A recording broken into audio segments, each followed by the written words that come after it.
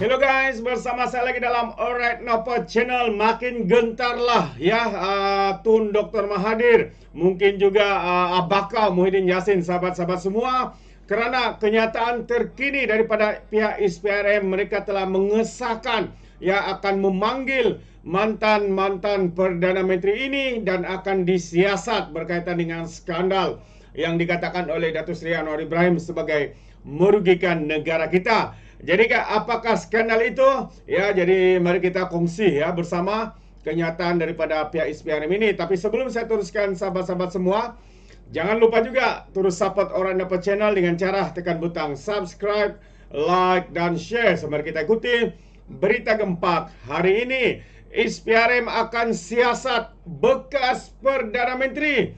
Menteri Kewangan terbabit kes ataupun dalam skandal Spanco ini. Sahabat-sahabat semua, itu antara kenyataan yang telah disahkan sendiri oleh pihak ISPRM, sahabat. Jadi mari kita baca kenyataan media ini yang seperti daripada Malaysia kini menyatakan ISPRM akan menyiasat semua yang terbabit dalam membuat keputusan penganugerahan kontrak perolehan syarikat membekal dan mengurus kenderaan kerajaan Spanco Sdn Bhd.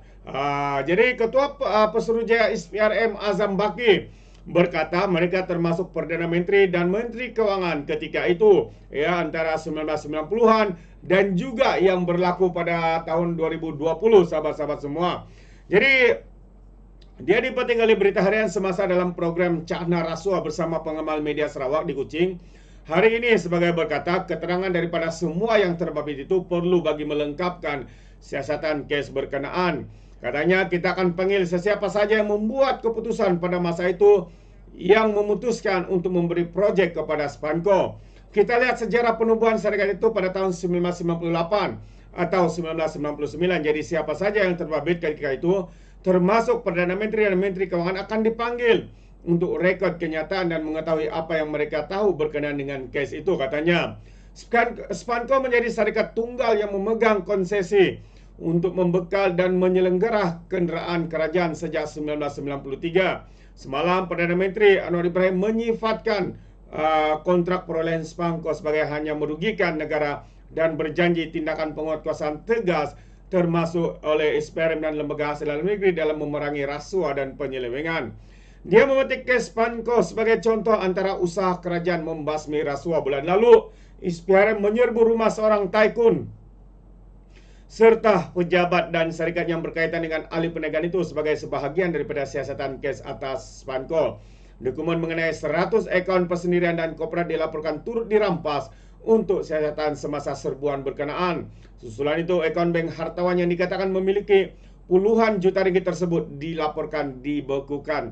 Itu antara kenyataan terkini ya sahabat semua daripada pihak ISPRM dan telah pun disahkan sendiri oleh Pesuruhjaya Suruhanjaya Pencegahan Rasuah iaitu Azam Baki. Jadi ini antara perkara yang amat mengejutkan kita sahabat-sahabat semua, kerana kedua-dua perkara yang sedang disiasat ini dikatakan ya pada tahun 1990-an. Kita tahu siapa yang memerintah ketika itu, iaitu Mahathir Mohamad, dan pada tahun 2020 adalah Kerajaan Perikatan Nasional di bawah Muhyiddin Yassin. Jadi selain daripada itu, dalam masa yang sama ISPRM juga membuat kenyataan. Mereka mengatakan lebih 20 saksi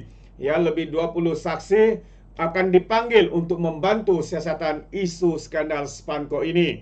Jadi sekali lagi izinkan saya untuk membacakan kenyataan berita ini. Agak panas sebenarnya, satu demi satu semakin kelihatan terbongkar sahabat semua. Jadi Suruhanjaya Pencegahan Rasuah Malaysia memanggil lebih 20 orang saksi bagi membantu siasatan melibatkan syarikat tunggal yang memegang konsesi dan membekal menyelenggara kenderaan kerajaan iaitu Spanco Sdn Bhd. Ketua Pesuruhjaya ISPRM Azam Baki berkata pihaknya juga tidak menolak kemungkinan untuk memanggil anggota pentadbiran negara sebelum ini yang terlibat dalam penganugerahan kontrak kepada syarikat itu sekiranya diperlukan. Tambahnya, ISPRM akan panggil sesiapa saja malah pembuat keputusan pada masa itu yang memutuskan untuk menganugerahkan projek itu kepada Spanco. Sejarah di sebalik bagaimana syarikat itu dianugerahkan dengan kontrak itu merupakan satu daripada perkara dalam siasatan. Kita akan panggil saksi katanya, tidak kisah mereka siapapun. Jika ada keperluan, kita akan panggil mereka, katanya kepada pemberita. Selepas program Cakna Rasuah SPRM bersama Media Sarawak di Kuching hari ini. Azam berkata siasatan terhadap Spanco tidak akan memberikan kesan kepada kontrak sedia ada syarikat terbabit dan untuk membekal dan menyelenggara kenderaan kerajaan. Fokus siasatan SPRM ialah melihat kepada dua aspek iaitu pertikaian pembatalan kontrak LOI surat hasrat yang telah pun diberikan kepada syarikat Nazah sebelum ini, tapi selepas Pakatan Harapan tumbang melalui langkah syaitan, dalam masa 3 bulan itu mereka membatalkan kontrak ini dan memilih Spanco semula, sahabat-sahabat semua. Kenapa Spanco ini lebih penting? Kenapa Spanco ini yang dipilih? Sedangkan ya seperti pendedahan ya lebih mahal 700 juta dibanding dengan syarikat Nazah, sahabat-sahabat semua. Adakah ada udang di sebalik batu semuanya? Itu menarik untuk kita fikirkan bersama. Jadi kontrak sedia ada untuk membekal dan menyelenggarakan kenderaan kerajaan masih berjalan. Siasatan tidak akan membatalkan kontrak katanya. Ya, semalam Perdana Menteri juga melaporkan bahawa isu kontrak Spanco ini merugikan negara. Spanco memegang konsesi untuk membekal dan menyelenggara kenderaan kerajaan sejak 1993. Namun apabila kontrak tamat pada 2019, tender terbuka dilancarkan untuk penganugerahan kontrak seterusnya. Berjaya Group Berhad dan Nazah Sdn Berhad membentuk konsensi dan memperoleh kontrak itu melalui surat hasrat pada tahun itu. Bagaimanapun sahabat semua, ini yang berlaku. Ya, LOI itu ditamatkan pada tahun 2020 ya apabila Kerajaan Perikatan Nasional dalam usia 3 bulan itu mereka telah pun membuat keputusan untuk membatal LOI kepada Berjaya dan Nazah Group ini, lalu dianugerahkan kepada Spanco. Wow, sedangkan Spanco dikatakan mahalnya 700 juta beza dengan Berjaya Nazah ini.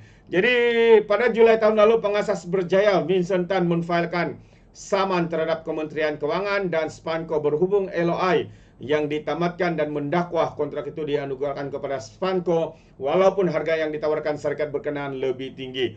Jadi harus diingat sahabat semua, saman yang difailkan oleh Berjaya Vincent Tan ini kepada kerajaan itu adalah Kerajaan Perikatan Nasional ya di bawah pentadbiran Abakau, bukannya kerajaan hari ini, karena mereka yang telah membuat keputusan untuk membatalkan LOI terhadap Berjaya Nazah dan diberikan kepada Spanco yang secara realitinya lebih mahal ya tawaran yang diberikan. Mahal 700 sahabat-sahabat semua. Jadi kalau lebih daripada 700 itu untuk apa gunanya? Adakah masuk poket kepada individu yang membuat keputusan ataupun kerajaan pada ketika itu? Itu perkara yang menarik ya untuk kita fikirkan persoalannya sahabat-sahabat semua.